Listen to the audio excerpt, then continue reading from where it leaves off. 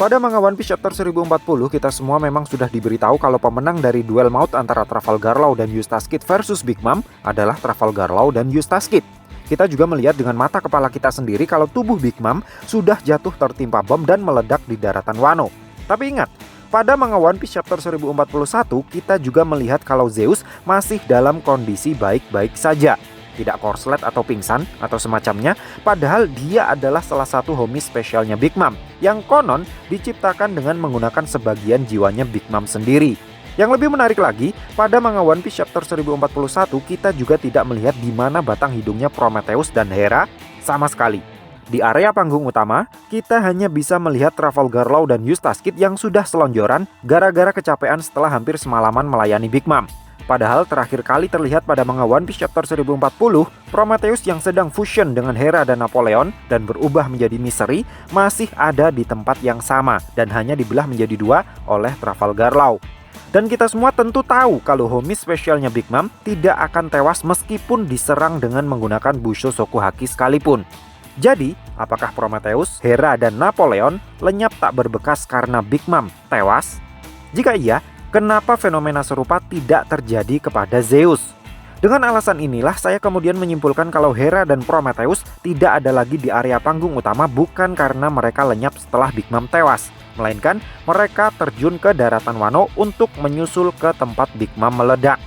Lalu setelah keanehan yang terjadi pada manga One Piece chapter 1044 kemarin, saya jadi punya kesimpulan baru yang mungkin agak sedikit kontroversial. Pada bagian awal manga One Piece chapter 1044 kan sudah dikonfirmasi kalau pemenang dari pertarungan di atap dom kastil Onigashima adalah Kaido.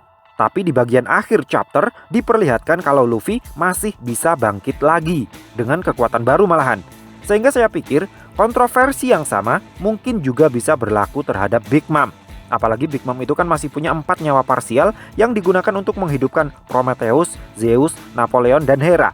Di mana 3 dari 4 nyawa parsial tersebut saat ini kemungkinan besar sudah berada di dekatnya. Dengan kondisi Zeus yang masih sehat walafiat, bisa diasumsikan kalau saat ini Big Mom masih belum mati. Kalau sekarat sih mungkin. Dan dengan adanya Hera, Prometheus, dan Napoleon di dekatnya, maka tidak mustahil jika Big Mom akan menarik kembali jiwanya yang ada di dalam tubuh ketiga homie spesialnya itu untuk dia gunakan menyembuhkan diri. Ibarat partisi hard disk C yang sudah penuh nih ya, Big Mom bisa mengextend kapasitas partisinya dengan mengambil bagian dari partisi D atau E yang masih belum terpakai. Dengan begitu, Big Mom tidak hanya bisa menyembuhkan diri lagi, tetapi juga masih bisa meningkatkan kemampuan bertarungnya kembali. Namun, Big Mom masih butuh kendaraan untuk bisa naik kembali ke Pulau Onigashima. Jadi saya pikir salah satu dari Prometheus atau Hera akan tetap dibiarkan hidup. Yang jadi masalah sekarang, di waktu yang bersamaan, Kaido sepertinya sudah akan sukses mengoploki para pentolan pihak aliansi sampai babak belur. Jadi, siapa nanti yang akan menghadapi angkara murkanya Big Mom?